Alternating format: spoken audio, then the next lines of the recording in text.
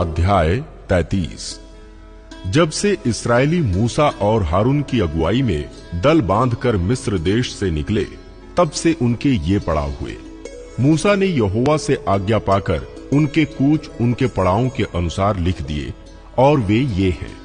पहले महीने के 15वें दिन को उन्होंने रामसेस से कूच किया। फसह के दूसरे दिन इस्राएली सब मिस्रियों के देखते बेखटके निकल गए, जबकि मिस्री अपने सब पहिलौठों को मिट्टी दे रहे थे जिन्हें यहोवा ने मारा था, और उसने उनके देवताओं को भी दंड दिया था। इस्राएलियों ने रामसेस से कूच करके सुक्कोत में डेरे डाले,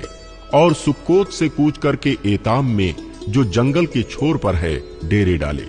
और एताम से कूच करके वे पीह हीरोत को मुड़ गए जो बाल सपोन के सामने है, और मिगदोल के सामने डेरे खड़े किए। तब वे पीह हीरोत के सामने से कूच कर समुद्र के बीच होकर जंगल में गए, और एताम नामक जंगल में 3 दिन का मार्ग चलकर मारा में डेरे डाले। फिर मारा से कूच करके वे एलीम को गए, और एलीम में जल के 12 सोते और 70 खजूर के वृक्ष मिले, और उन्होंने वहां डेरे खड़े किए। तब उन्होंने एलीम से कूच करके लाल समुद्र के तट पर डेरे खड़े किए,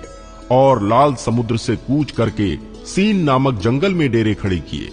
फिर सीन नामक जंगल से कूच करके उन्होंने दोपका में डेरा किया, और दोपका से कूच करके आलूश में डेरा किया, और आलूश से कूच करके रपीदीम में डेरा किया, और वहां उन लोगों को पीने का पानी ना मिला। फिर उन्होंने रपीदीम से कूच करके सीनै के जंगल में डेरे डाले, और सीनै के जंगल से कूच करके किब्रोथत्तावा में डेरा किया, और किब्रोथत्तावा से कूच करके हसेरोत में डेरे डाले,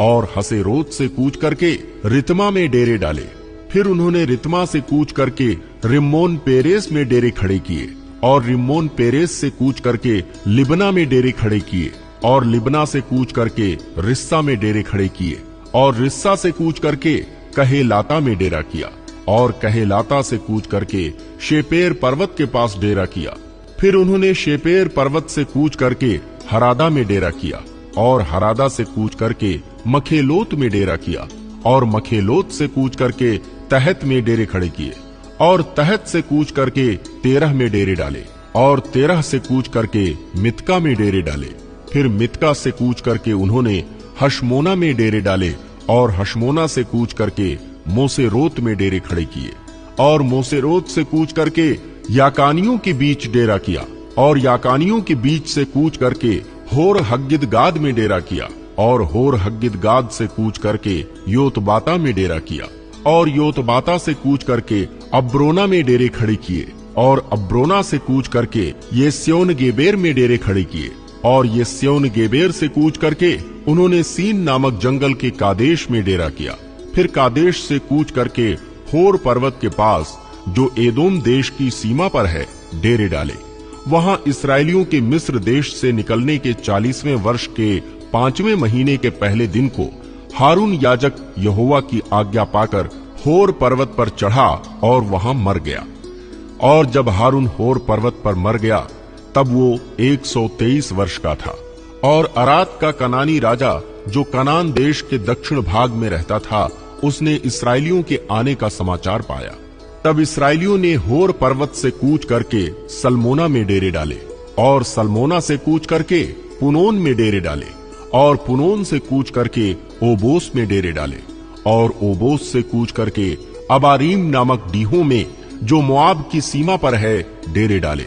तब उन डीहों से कूच करके उन्होंने दीबोन गाद में डेरा किया, और दीबोन गाद से कूच करके अल्मोन दिबलातैम में डेरा किया, और अल्मोन दिबलातैम से कूच करके उन्होंने अबारीम नामक पहाड़ों में नबो के सामने डेरा किया।